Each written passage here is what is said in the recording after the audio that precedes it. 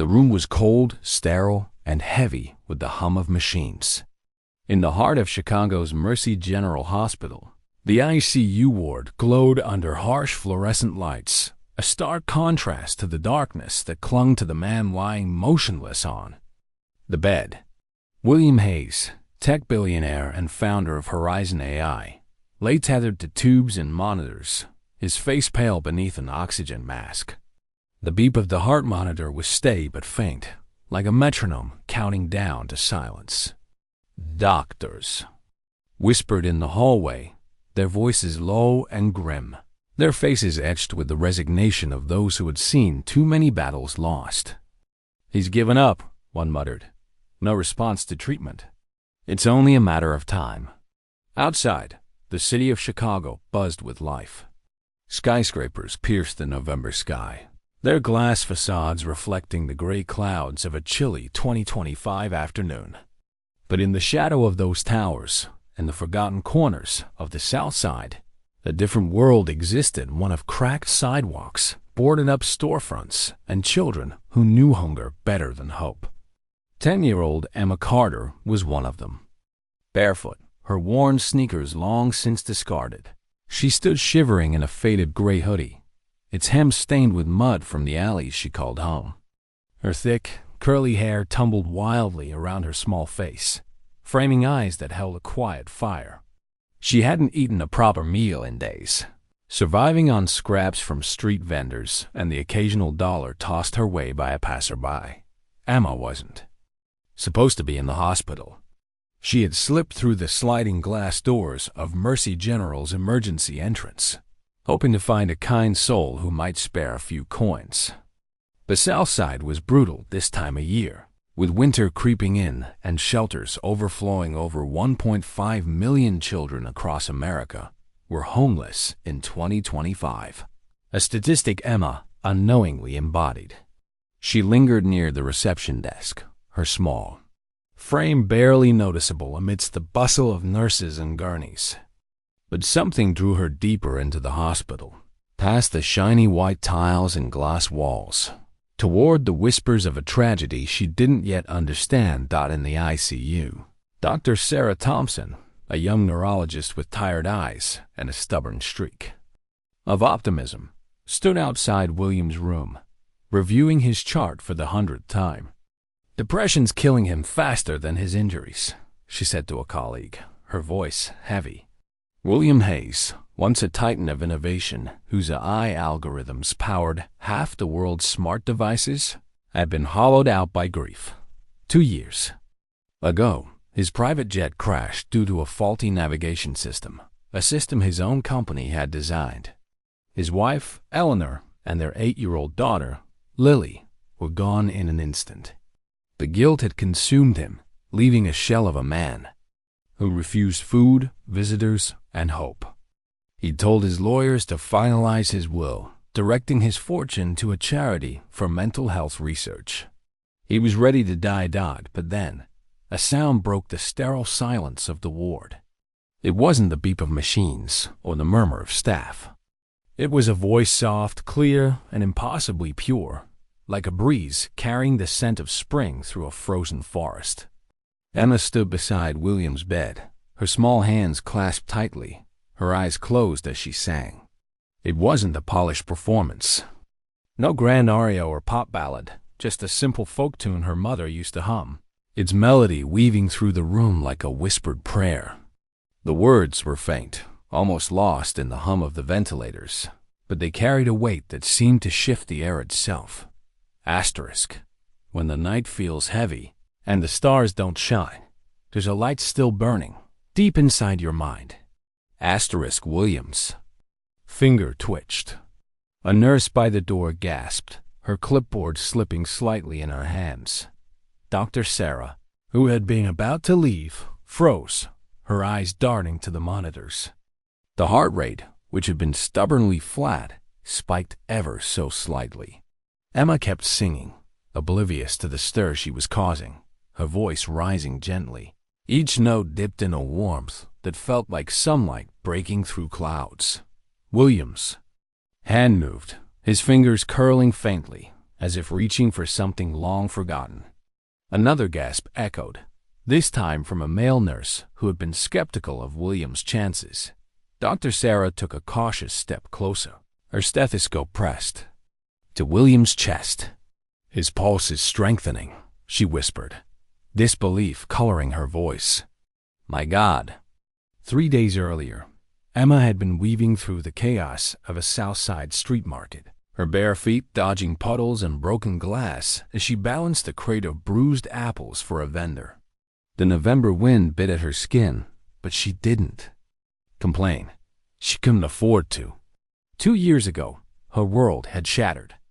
Her parents, Michael and Grace Carter, died in a car crash on the Dan Ryan Expressway, a pileup so catastrophic it made local headlines. Emma, miraculously, emerged without a scratch. But instead of being seen as a survivor, she became a pariah. At the funeral, her aunt, Linda Carter, had folded her arms and hissed, that child's cursed. How does a kid walk out of that wreck? Without a mark? It's unnatural. The words cut deeper than the hunger or the cold ever could. Emma's family turned their backs, leaving her with nothing but the clothes on her back and a melody in her heart. She dropped out of school, too young to navigate the system alone, too unwanted to be claimed. She survived by carrying loads for market vendors, earning a few dollars to buy stale bread or a bottle of water. But Emma had one treasure, her voice.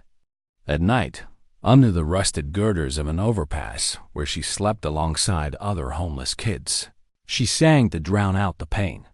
Her songs were for her parents, for the life she'd lost, for the dreams that kept her alive. Sometimes, strangers would stop, their faces softening as tears fell.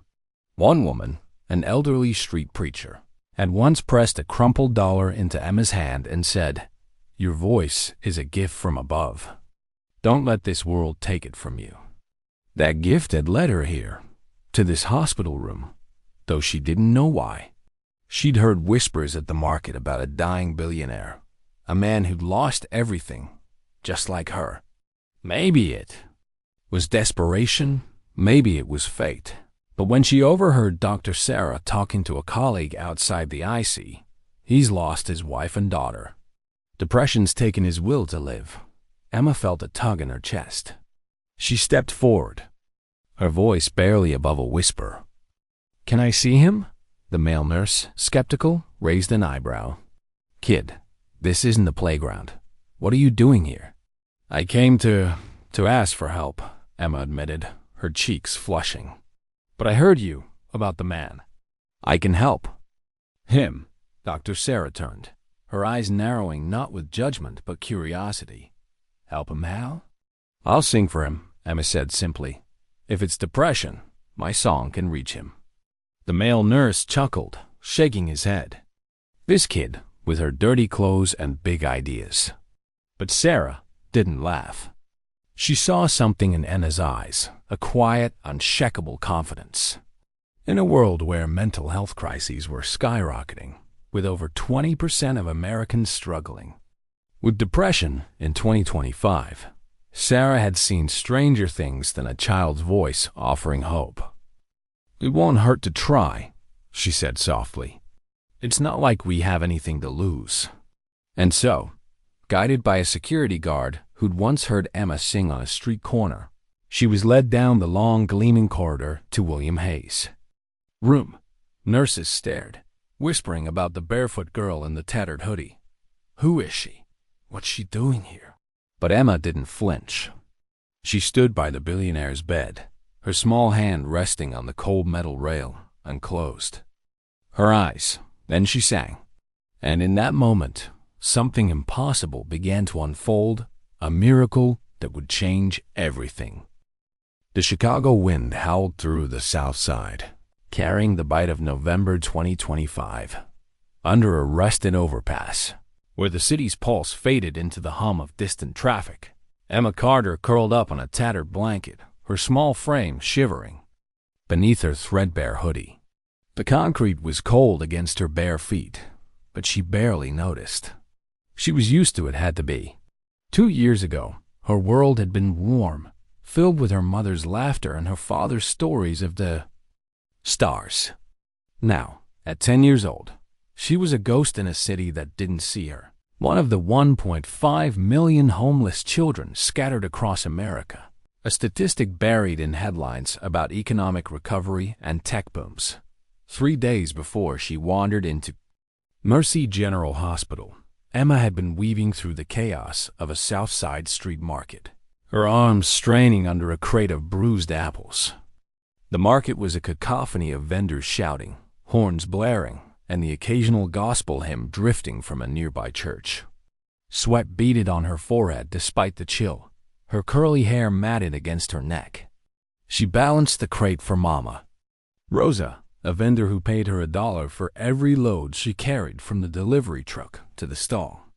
It wasn't much, but it was enough for a stale loaf of bread or a bottle of water from a corner store. Emma didn't complain. Complaining didn't fill an empty stomach. 2 years earlier, everything had changed. Emma could still see it. The twisted metal of her family's old sedan, the flashing lights of ambulances on the Dan Ryan Expressway, the screams that weren't her own. Her parents, Michael and Grace Carter, had been driving her home from a church picnic when a truck veered into their lane. The crash was catastrophic, a pileup that killed 6 people and made the evening news. Emma, strapped into the back seat, walked away without a scratch. The paramedics called it a miracle. Her aunt, Linda Carter, called it something else. At the funeral, Linda stood by the caskets, her arms folded, her eyes cold. "That child's cursed," she spat to a group of relatives, her voice loud enough for Emma to hear. "How does a kid survive a wreck like that? Not a mark on her. It's unnatural. She brought this on them." The words sank into Emma like shards of glass, sharper than the hunger or the cold that would soon become her life. Her relatives turned away, their whispers trailing her like shadows. No one offered to take her in. No one called her family. By the end of the week, Emma was alone, her school bag and a single photo of her parents smiling under a summer sky. All she had left. School became a memory. The system was supposed to catch kids like her, but in 2025, with shelters overflowing and social services stretched thin after years of economic strain, Emma slipped through the cracks. She learned to survive in the South Side's alleys, dodging gangs and rainstorms, carrying crates for vendors, and sleeping under bridges with other kids who'd been forgotten. But Emma had something no one could take, her voice. At night, when the city quieted and the other kids huddled close for warmth, she sang. Softly at first, then bolder, her voice rising like a beacon in the dark. It was her mother's lullabies, her father's gospel hymns, songs she'd learned in a life that now felt like a dream. They were her anchor, her way to keep her parents. Close under the overpass, she met Marcus, a wiry 12-year-old with a quick smile and a knack for finding discarded treasures. Marcus was her first friend since the crash, the only one who didn't flinch at her story. "You sing like an angel," he'd said one night, tossing her half a granola bar he'd scrounged from a dumpster. "Keep doing that, and you'll get out of here someday." Emma held on to his words, just as she held onto the crumpled photo in her pocket. Sometimes, strangers passing by would stop, their faces softening as her voice reached them. An elderly woman, a street preacher named Miss Clara, once pressed $1 into her hand. "Your voice is a gift from above," she said. "It's gonna carry you far." Emma clung to that gift, especially on the hardest nights when the wind howled and her stomach ached. She sang to forget the hunger, to drown out Linda's cruel words, to silence the nightmares where her parents' faces faded into smoke. One night, under the bridge, she had a dream so vivid it felt real. In it, she stood in a white room, singing to a man who lay still, his face shadowed by death. Her voice wrapped around him, pulling him back, and he opened his eyes, smiling. "You're more powerful than you know," he said, his hand resting on her head. When she woke, the dream lingered, a spark of hope in a world that offered none. That spark led her to Mercy General. She'd overheard vendors at the market talking about a billionaire who was dying, a man who'd lost everything, just like her. She didn't know why she felt drawn to him, only that she had to go. Maybe it was the dream, or maybe it was the ache in her chest that matched his.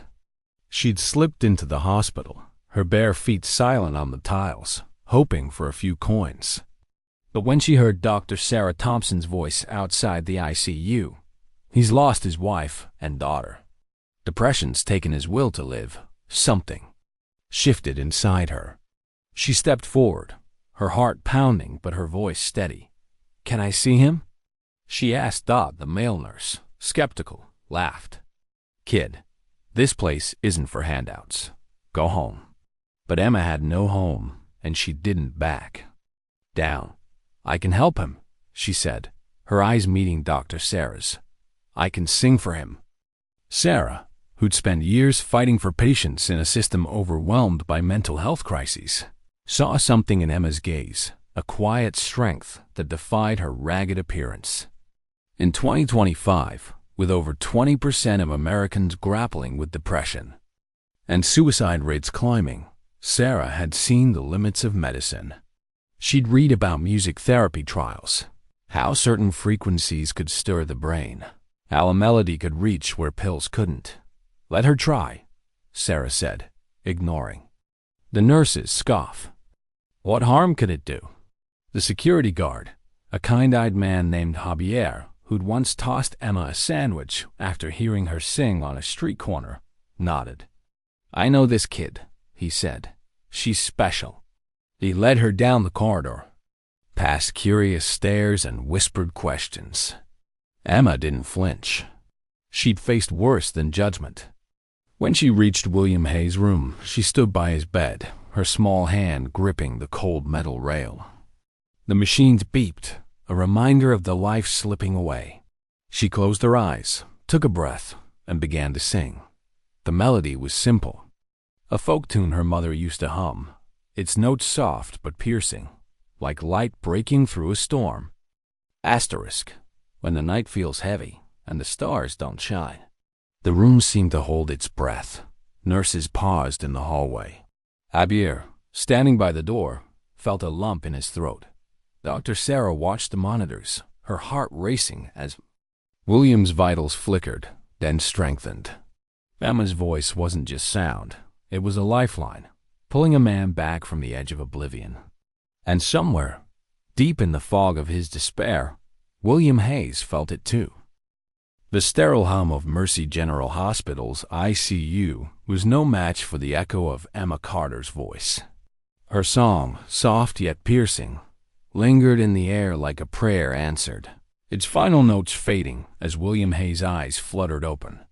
The billionaire, once a shadow of himself, stared at the barefoot 10-year-old standing by his bed, her muddy hoodie a stark contrast to the pristine white of the room. His oxygen mask fogged slightly with each shallow breath, but his gaze was clear, fixed on Emma with a mixture of awe and confusion. For the first time in weeks, he wasn't just alive, he was present. Dr. Sarah Thompson, her stethoscope still pressed to William's chest, whispered, "His vitals are stabilizing. Heart rate's up, blood pressure's improving." Her voice trembled with disbelief. The male nurse, who'd scoffed at Emma's offer to sing, stood frozen by the door, his clipboard forgotten. Javier, the security guard who'd escorted Emma, wiped a tear from his cheek, muttering, "I told you she was special." The room, once heavy with the weight of impending death, now buzzed with something new. Hope. Emma, unaware of the stir she'd caused, opened her eyes and offered William a shy smile. It was the first time in 2 years anyone had looked at him without pity. "You're awake," she said softly, her voice barely above a whisper. William didn't respond, not yet. His throat was too dry, his mind too foggy. But his fingers curled slightly, as if reaching for the light her voice had kindled. Doctor Sarah stepped back, her mind racing. She'd read about music therapy trials in journals, how certain melodies could stimulate neural pathways, how a song could reach parts of the brain that medicine couldn't. In 2025, with mental health crises gripping over 20% of Americans, hospitals like Mercy General were experimenting with alternative therapies.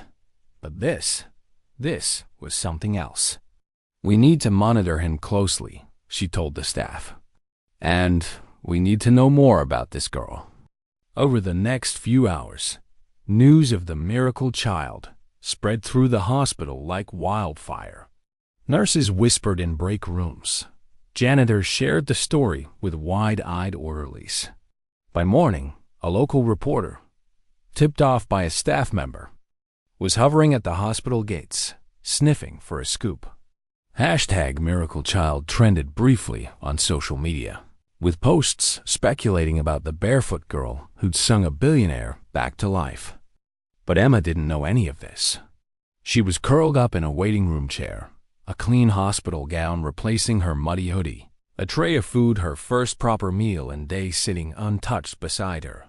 Dr. Sarah had insisted she stay, arranging a cot and a meal while they figured out what to do next. William, meanwhile, was undergoing tests.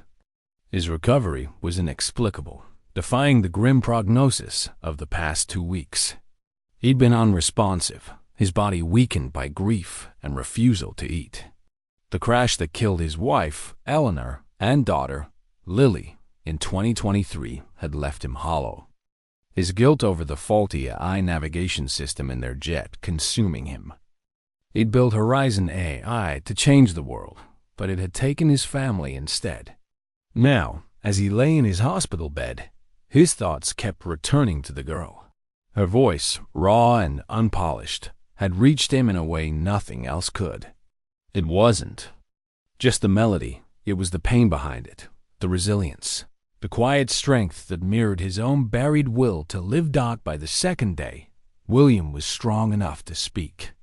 He summoned Dr. Sarah and Javier to his room, his voice raspy but firm.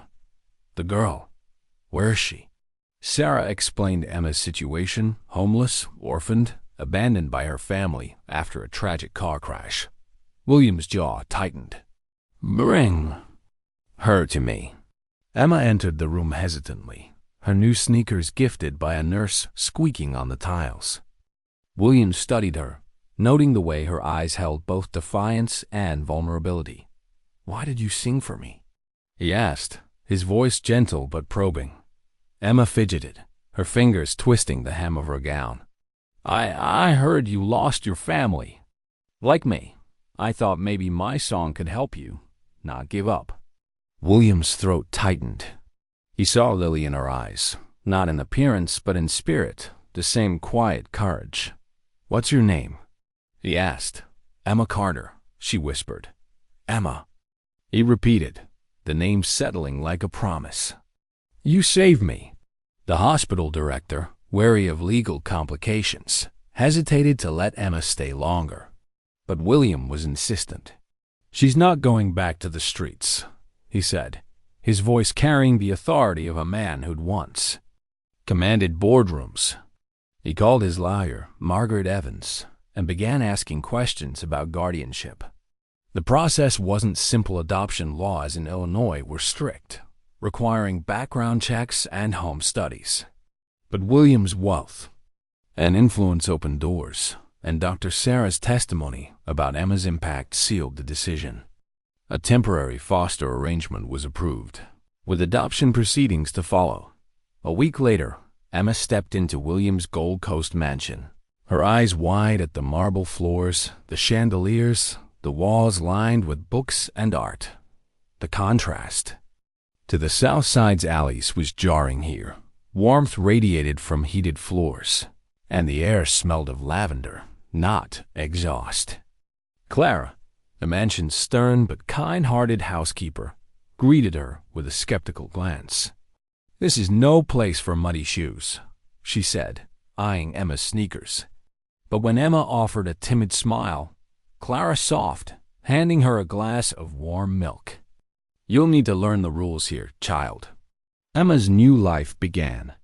William enrolled her in a private school, arranging tutors to help her catch up on 2 years of missed education.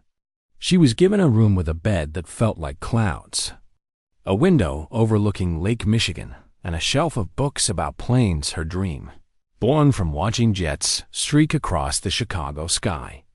William, still weak but recovering, spent evenings with her, sharing stories of his daughter. "Lily loved the stars," he said one night, pointing to a constellation chart on his study wall. "She wanted to be an astronaut." Emma nodded, her voice soft. "I want to fly, not just to the stars, but anywhere, for my parents." She pulled out the crumpled photo from her pocket, showing her parents' smiling faces. William's eyes glistened. For the first time in years, he felt a flicker of purpose. Their bond grew quietly, built on shared loss and fragile hope. Emma sang for him sometimes, her voice filling the mansion's halls, soothing the ache in his heart. Clara, initially wary, began humming along, her skepticism giving way to affection. Outside, the world took notice. Social media buzzed with #SingToHeal, a hashtag born from a viral post by a nurse who'd witnessed Emma's miracle. Mental health advocates praised the story, linking it to 2025's growing focus on alternative therapies. William, inspired, began funding research into music therapy at Mercy General, with Dr. Sarah leading the charge. But not everyone was charmed. In a dimly lit office across the city, Edward Hayes, William's estranged cousin, watched the news with narrowed eyes. He'd been counting on William's death to inherit a stake in Horizon AI, a fortune he believed was his due. Now, this street child was in the way. "A beggar girl," he muttered, sipping whiskey. "We'll see how long she lasts." Emma, unaware of the storm brewing, sat in her new room, staring at the glowing stars on her ceiling. For the first time in years, she felt safe. But safety, she'd learned, was a fragile thing. The Gold Coast mansion glowed under the soft November light, its marble floors reflecting the warmth of chandeliers. For Emma Carter, the 10-year-old who'd once slept under a South Side overpass, the house was a dream made real, a sanctuary of lavender-scented sheets and windows framing Lake Michigan's endless blue. But in the quiet corners of the mansion, shadows stirred. 3 weeks after William Hayes adopted her, the air felt heavier, as if the walls themselves sensed a storm approaching. Emma's days were a whirlwind of new beginnings. At her private school, she devoured books, her tutors marveling at her quick mind despite 2 years without formal education. She spent afternoons in a flight simulator program William had funded, her fingers tracing the controls as she imagined soaring above Chicago's skyline. Her dream of becoming a pilot, once a flicker in the darkness, now burned bright. At night, she sang softly in her room, her voice weaving through the mansion, a reminder of the miracle that had brought her here. William, still recovering, but stronger each day, would listen from his study, a faint smile breaking through his grief. "You're my daughter now," he told her, his voice steady with conviction. "This is your home." But not everyone saw Emma as family. Across the city, in a sleek office overlooking the Chicago River, Edward Hayes leaned back in his leather chair, his eyes narrowed at a tablet streaming news about William's recovery. The headline read, "Billionaire wakes from coma, thanks to miracle child ". Edward, William's estranged cousin, was a man of sharp suits and sharper ambitions, a failed entrepreneur who'd lived in the shadow of Horizon AI's success. For 2 years, he'd waited for William to break, certain the billionaire's grief would clear the path to his fortune. Now, this street child, a nobody with muddy feet and a haunting voice, had stolen his prize. "A beggar in the will," he muttered, his fingers tightening around a glass of whiskey.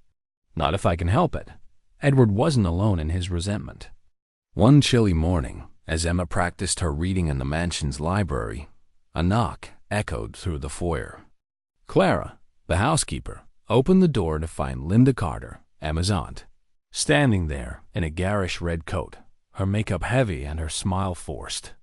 "I'm here for my niece," Linda said, her voice dripping with false warmth. "I've been looking for her everywhere." Clara's eyes narrowed. "You'll need to speak with Mr. Hazelager." But Emma, hearing the commotion, stepped into the hall, her heart seizing at the sound of Linda's voice. It was the same voice that had branded her cursed at her parents' funeral, the voice that had left her to starve on the streets.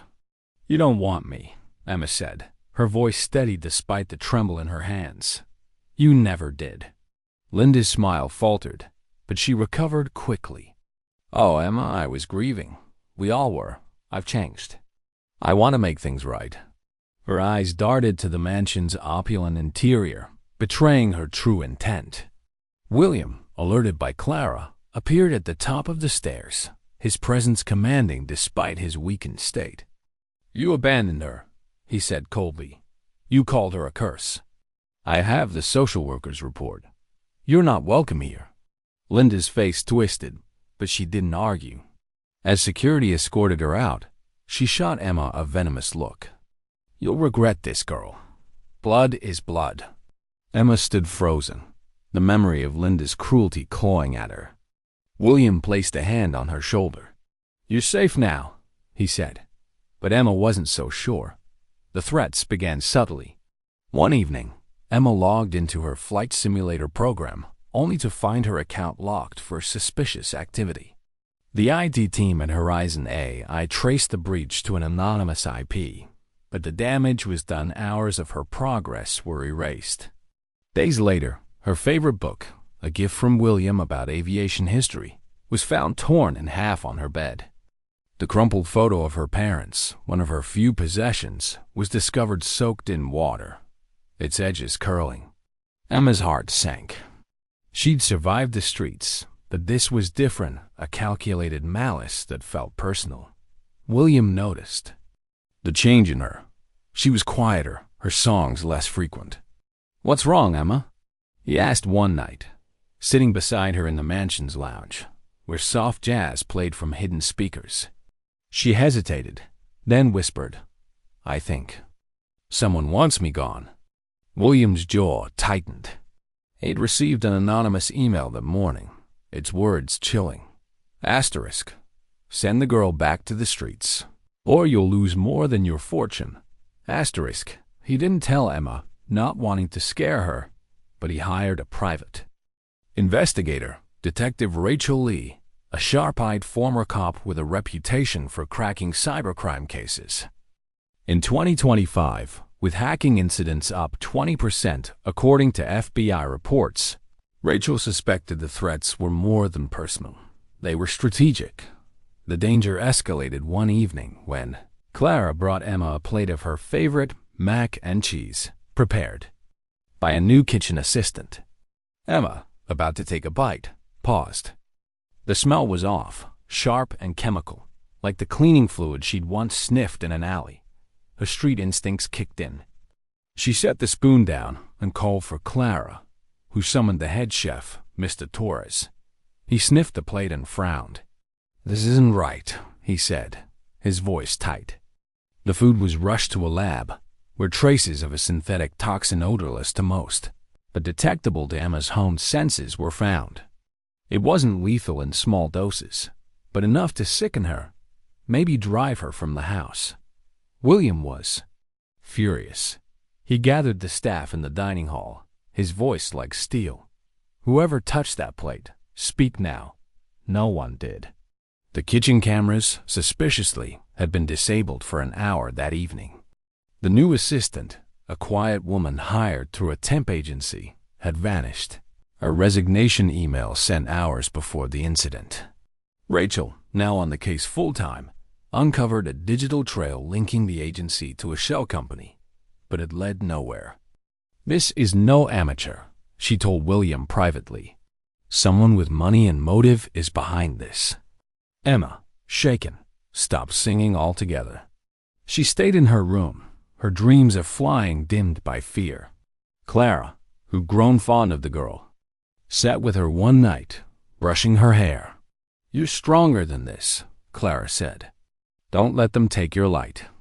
Emma nodded, but the weight of Linda's words, blood is blood, and the unseen enemy gnawed at her. Across town, Edward met Linda in a dimly lit bar, his fingers tapping impatiently on the table. "The poison didn't work," he growled. Linda, sipping a cheap cocktail, shrugged. "She's a street rat. She's got instincts. But don't worry, I know her weaknesses." Edward leaned forward, his voice low. "We need her out of the picture. William's rewriting his will. That fortune belongs to me." Unbeknownst to them, Rachel was closing in. She'd tapped into Edward's financial records, finding payments to the temp agency and encrypted emails hinting at a larger plan. But the real danger was closer than anyone realized. In the mansion, a new email arrived on William's private server. "The girl or your legacy. Choose." Attached was a photo of Emma sleeping in her room.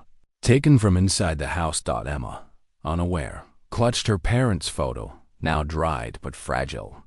She whispered a song, barely audible, as if testing her courage. The melody was faint, but it carried a spark of the fire that had saved William. She wasn't the scared girl under the bridge anymore. Whatever was coming, she'd face it. The Gold Coast mansion, once a haven of warmth and lavender-scented dreams, now felt like a fortress under siege. The November air of 2025 carried a chill that seeped through the windows, mirroring the tension that gripped Emma Carter's heart. At 10 years old, she'd faced hunger, cold, and the cruelty of the streets. But the shadows now stalking her were sharper, more deliberate. The torn book, the poisoned meal, a threatening email with a photo of her sleeping. Each was a blade, aimed at her new life with William Hayes. Yet, in the quiet of her room, clutching the fragile photo of her parents, Emma felt a fire kindling within her. She wasn't the scared girl under the bridge anymore. She was ready to fight. The storm broke on a gray Monday morning. William, still fragile from his hospital recovery, was in a boardroom at Horizon AI's downtown headquarters, presenting a new initiative to fund music therapy research inspired by Emma's miracle. The room buzzed with executives, their tablets glowing with projections of the company's soaring stock. But mid-sentence, William faltered, his hand clutching his chest. His face paled, and he collapsed, papers scattering across the polished table. The room erupted in chaos.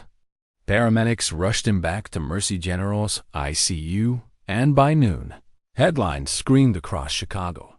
Billionaire CEO collapses again. Is this the end for Horizon AI? Social media exploded with speculation. Hashtag William Hayes trending alongside conspiracy theories about sabotage and curses. Emma, at school when the news broke, felt her world tilt. Clara, the housekeeper, picked her up, her face grim. "He's strong, Emma," she said, but her voice wavered. At the hospital, Emma sat by William's bed, the familiar beep of machines a cruel echo of their first meeting. His eyes were closed, his breathing shallow. Dr. Sarah Thompson, her face lined with worry, explained, "The stress is too much. His blood pressure's unstable. We're doing everything we can." Emma took his hand, her voice trembling. "You can't leave me," she whispered. "Not now." Across town, Edward Hayes saw his chance. In a sleek office overlooking the Chicago River, he met with a team of lawyers, presenting a document that sent shockwaves through Horizon AI's legal team. It was a revised will, allegedly signed by William weeks earlier, naming Edward as trustee of the Hayes fortune until Emma turned 21. All business decisions, assets, and shares would fall under his control. The document looked authentic, sealed, notarized, and backed by a digital signature. William was unwell, Edward said smoothly, his tailored suit masking the venom in his eyes. He wanted to protect the company. I'm here to honor his wishes. The mansion staff protested. Clara, fiercely loyal to Emma, called the will a sham. Margaret Evans, William's lawyer, demanded verification, but the document's polish stalled her efforts. At Mercy General, Dr. Sarah overheard whispers of the power shift and alerted Detective Rachel Lee, the private investigator William had hired. Rachel, who'd been tracking Edward's financial trails, uncovered a web of shell companies and encrypted payments linked to the temp agency that hired the vanished kitchen assistant. "This isn't just greed," Rachel told Margaret. "It's a conspiracy, and Emma's the target." Emma, meanwhile, felt the walls closing in. At the mansion, Edward arrived with suitcases, his presence like a cold wind sweeping through the halls. "Your daddy's weak again," he said, his smile sharp as a blade. "Until he's gone, I'm in charge." He ordered the staff to remove a family portrait, Emma standing between William and a painting of his late wife, Eleanor from the foyer, declaring it clutter. Clara bristled, but Edward's authority, backed by the will, silenced her.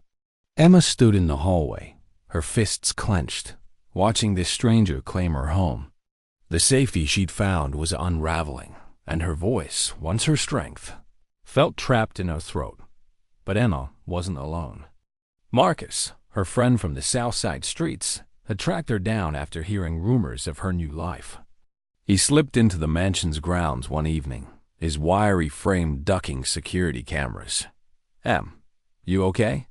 he whispered through her window. Emma, tears in her eyes, told him about the threats, the poison, and Edward's takeover. Marcus, street smart and fearless, grinned. "We've survived worse. Let's find out what this guy's hiding." With Marcus's help, Emma's courage reignited. She remembered the nights under the bridge, when she'd learned to listen, to watch, to survive. Late one night, she crept toward Edward's guest suite, her bare feet silent on the hardwood. A sliver of light spilled from under his door, and voices leaked through. "When he dies, it's mine," Edward said, his voice low but clear. "The will's in place. The girl? Back to the gutter. I don't care what it takes. William must not wake up." Emma's stomach dropped. Her hands shook, but she pulled out an old smartphone Marcus had scavenged for her, its cracked screen still functional. She hit record, capturing every damning word. The next morning, the mansion's grand hallway became a battlefield. Emma, dressed in a clean white dress William had bought her, stood tall, her curly hair neatly braided by Clara. In her hand was the smartphone, its recording ready. Behind her stood Margaret, Rachel, and a Chicago PD officer Rachel had called in. Edward, sipping coffee at the dining table, looked up, his smile fading as Emma spoke, her voice calm but cutting. "Uncle Edward, you're finished." He laughed, a brutal sound. "What nonsense is this, child?" Emma pressed play. Edward's voice filled the room, cold and unmistakable. "Asterisk. When he dies, it's mine. I don't care what it takes. William must not wake up." The lawyers froze. Clara gasped. Margaret's mouth dropped open. "So, the will is a fraud," she said, her voice steady with outrage. The police officer stepped forward, cuffs in hand. "Edward Hayes, you're under arrest for conspiracy to commit fraud, attempted poisoning, and forgery." Edward's face contorted. "This is a setup," he shouted, lunging toward Emma. But Rachel was faster, blocking his path as the officer restrained him. "You hacked her simulator, poisoned her food, and faked the will," Rachel said, her voice like steel. "We've got your financials, your emails, and now this recording."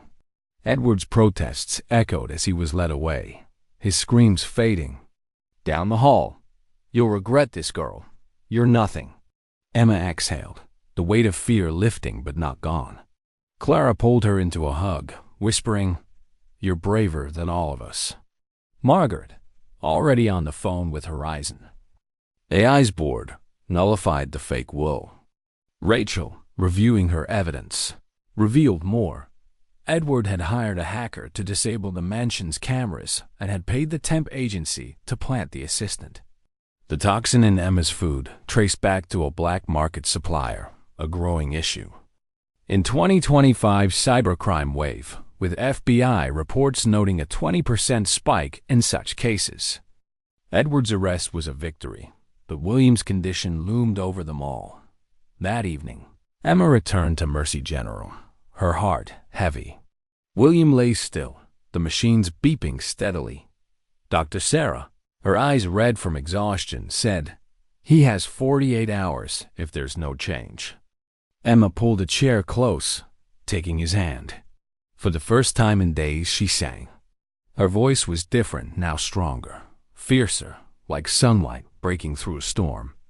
Asterisk, you gave me a name when I had none, a home when I was cold. The notes carried her fear, her hope, her fight. William's fingers twitched, a fragile sign of life died as Emma sang. Rachel worked in the background, ensuring Edward's accomplices were traced. The mansion staff rallied around Emma, their loyalty cemented. Clara, once skeptical, now saw her as family. Marcus, slipping back to the streets, promised to keep an eye out for Linda, who'd vanished after Edward's arrest. The battle was won, but the war wasn't over. Emma's voice, her greatest weapon, would need to carry her one last time. The ICU at Mercy General Hospital was a familiar battleground. Its sterile walls and rhythmic beeps, a stark reminder of where Emma Carter's journey with William Hayes began. The November chill of 2025 pressed against the windows, but inside, Emma's voice filled the room, a beacon of sunlight piercing the storm of uncertainty. William lay still, his face pale under the oxygen mask, his life hanging by a thread. The doctors, led by Dr. Sarah Thompson, had given him 48 hours. But Emma, now 10 years old and hardened by both loss and triumph, refused to let him go. She sat by his bed, her small hand gripping his, and sang. Her voice was different this time, stronger, clearer, infused with a fire forged in the crucible of her fight against Edward Hayes. Asterisk, you gave me a name when I had none, a home when I was cold. Don't go where I can't follow. There's still laughter here, still skies to fly. The melody wove through the room, each note a thread of hope stitching together the fragments of William's spirit. The nurses paused in the hallway, their whispers falling silent. Clara, the housekeeper who had become Emma's fiercest protector, stood by the door, her eyes glistening. Dr. Sarah watched the monitors, her breath catching as William's heart rate steadied, then climbed. His fingers twitched, a fragile promise of life. Emma's voice didn't waver. She sang of her parents, of the South Side streets, of the dreams that had carried her from a rusted overpass to this moment. Asterisk, there's a fire still burning in your soul. William's chest rose deeper, his eyelids fluttered. Then, with a soft gasp, he opened his eyes. "Emma," he whispered, his voice rough but alive. Tears streamed down her face as she squeezed his hand. "You came back to me. I never left," she said, her voice breaking. She leaned forward, resting her forehead against his hand, the weight of the past weeks, Edward's schemes, Linda's betrayal, the poisoned meal dissolving in the warmth of this moment.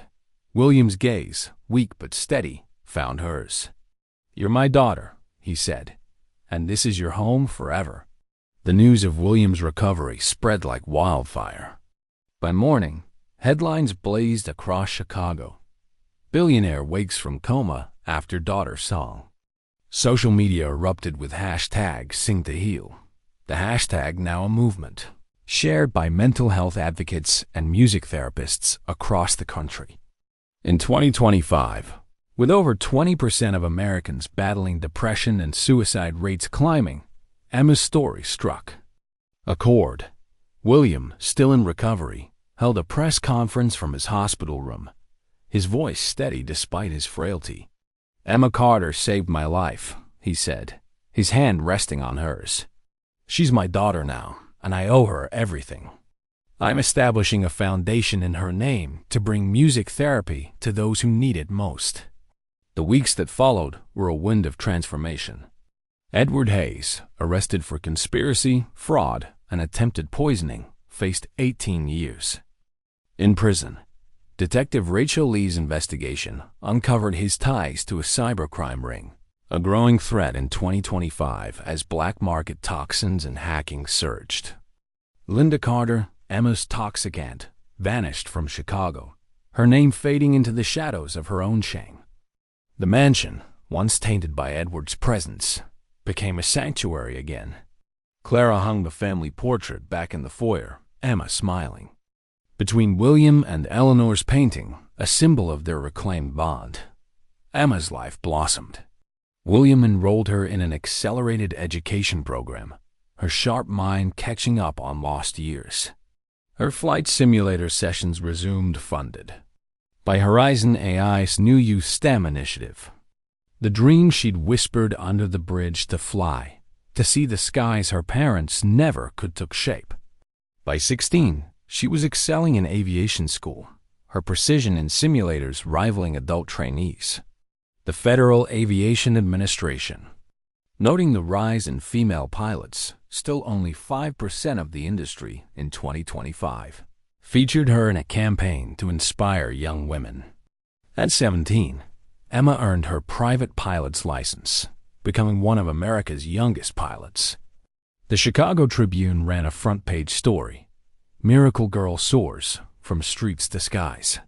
But Emma's ambitions stretched beyond the cockpit. Inspired by her own journey, she worked with William to launch the Sing to Heal Center in Chicago's South Side, a community hub where trained singers use music to support those battling depression. The center, opened in 2027, became a beacon for the city's underserved, offering free therapy sessions and workshops. Patients shared stories of healing veterans finding peace, teenagers overcoming despair, parents rediscovering hope.